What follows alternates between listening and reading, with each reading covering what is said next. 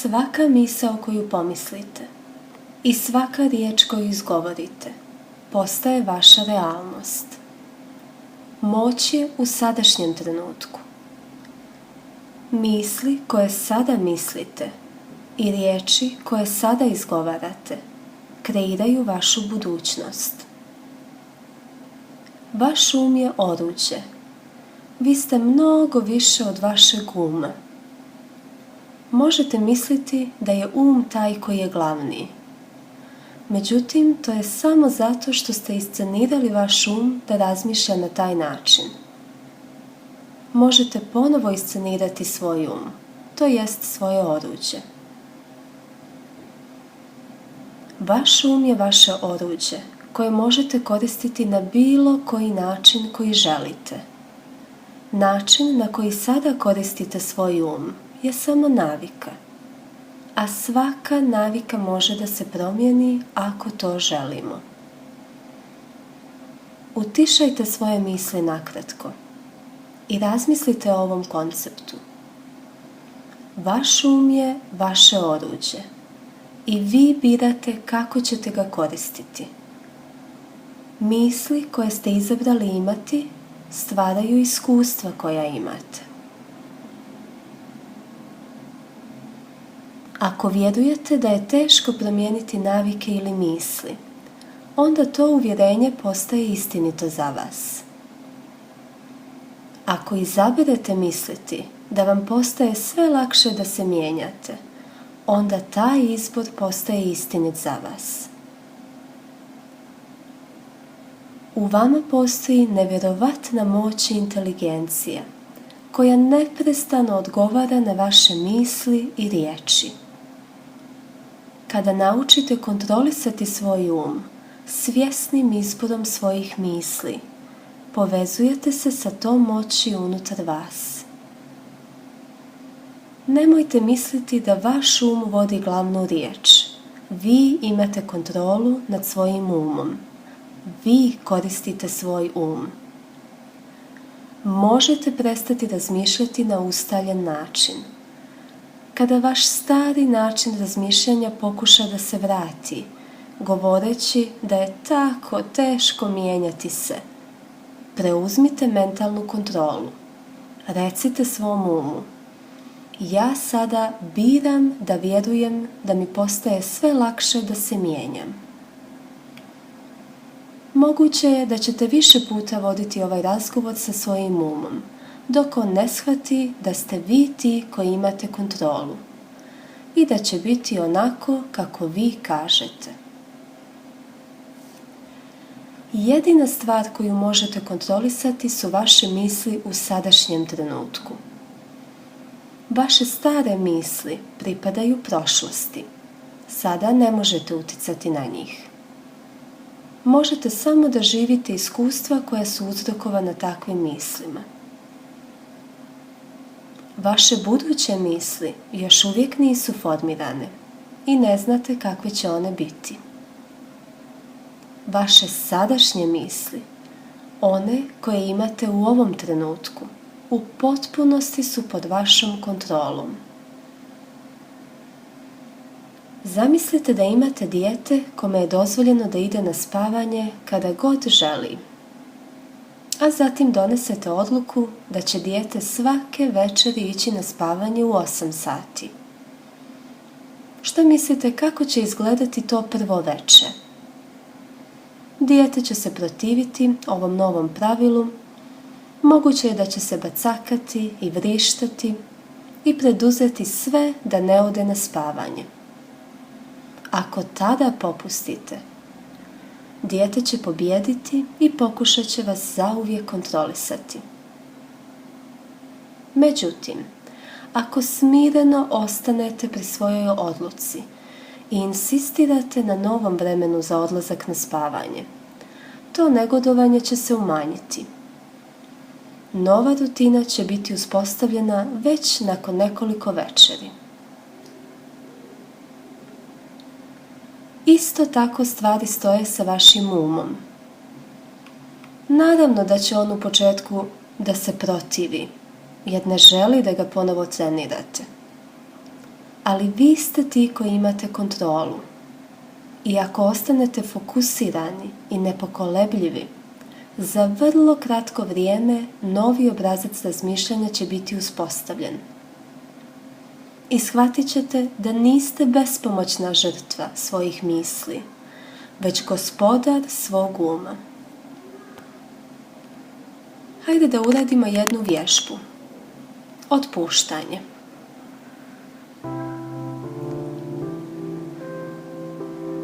Zatvorite oči. Duboko udahnite. Dok izdišete, dozvolite da sva napetost napusti vaše tijelo.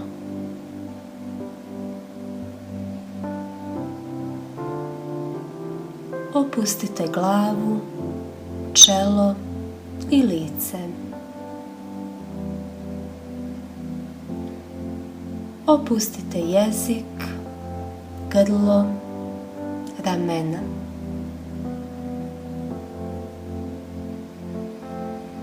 Opustite leđa, stomak i kadlicu.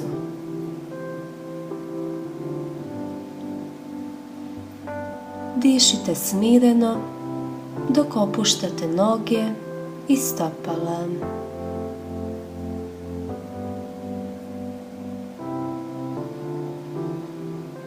Da li se desila promjena u vašem tijelu?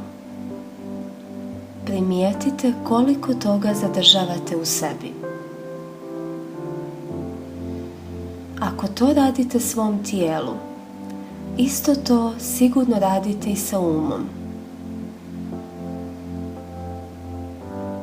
U ovom opuštenom, udobnom položaju recite: voljna sam da otpustim. Otpuštam svu napetost. Otpuštam sav strah. Otpuštam svu ljutnju.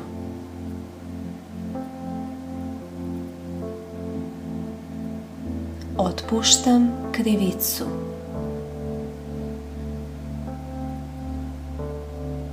Otpuštam tugu.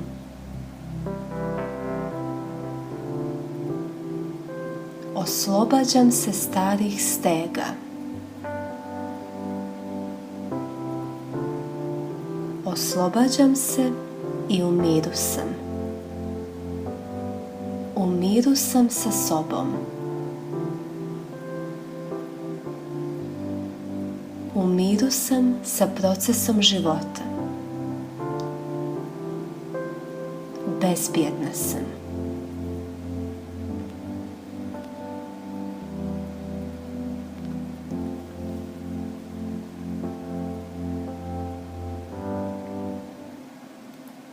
Ponovite ovu vježbu nekoliko puta. Osjetite lakoću otpuštanja. Primijenite ovu vježbu svaki put kada primijetite da imate nepoželjne misli. Potrebna je vježba kako bi ovo postala vaša navika. Kako se promijeniti?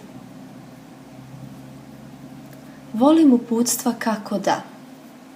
Sve teorije ovog svijeta su beskorisne ako ne znamo kako da ih primijenimo i time promijenimo stvari.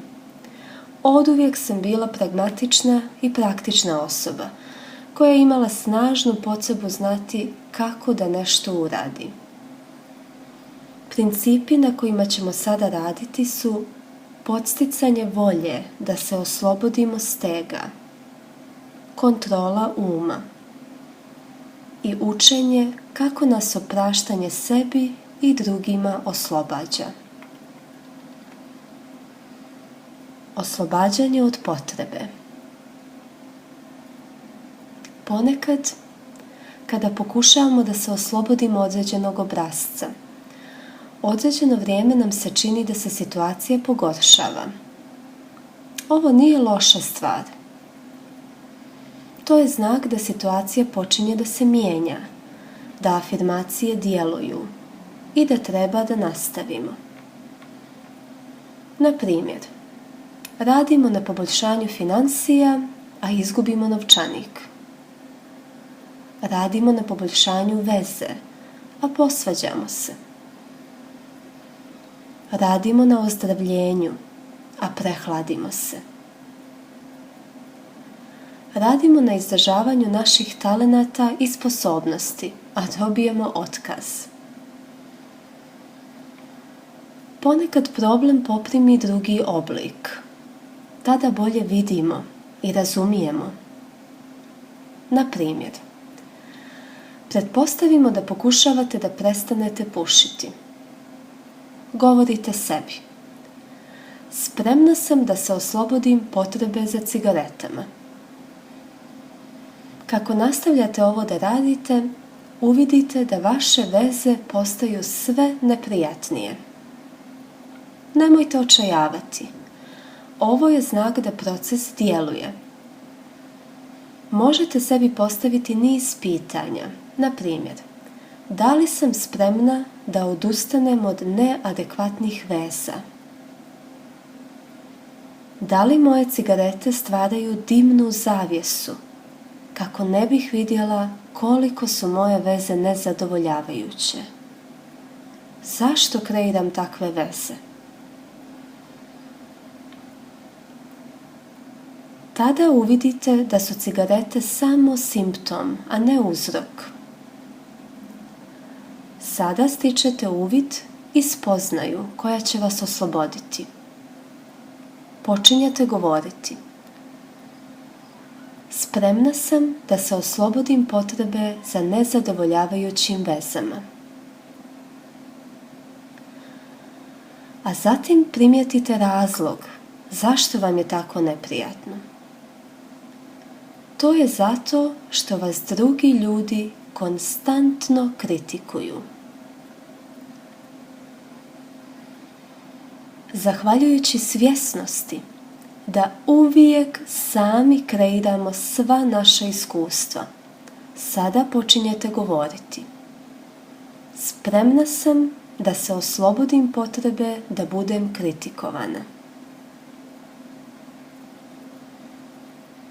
Zatim razmislite o kritikovanju. Tada shvatite da su vas mnogo kritikovali kada ste bili dijete. To malo dijete u vama se osjeća kao svoj na svome, samo kada ga kritikuju. Vaš način da se od toga sakrijete je da napravite dimnu zavjesu. Sljedeći logičan korak bi bila afirmacija: voljna sam da oprostim. I dok nastavljate koristiti afirmacije, shvatite da vas cigarete više ne privlače i da vas ljudi iz vašeg okruženja više ne kritikuju. Tada znate da ste se oslobodili te potrebe.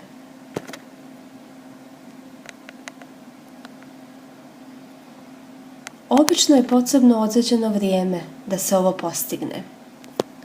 Ako ste uporni i voljni da svaki dan par minuta posvetite razmišljanju o vašem procesu promjene, doći ćete do odgovora koje tražite. Inteligencija unutar vas je ista ona inteligencija koja je stvorila ovu cijelu planetu. Vjerujte da će vam vaš unutrašnji vodič otkriti sve ono što treba da znate. Imajte vjere. Sljedeću vježbu biste na radionicama radili u paru. Međutim, istu vježbu možete uraditi jednako dobro koristeći veliko ogledalo. Na trenutak razmislite o nečemu u svom životu što biste željeli da promijenite. Izgovorite ovo naglas pred ogledalom dok se gledate pravo u oči. Sada shvatam da sam sama kreirala ovo stanje. I sada sam voljna da se oslobodim obrasca u mojoj podsvijesti koji je odgovoran za ovo stanje.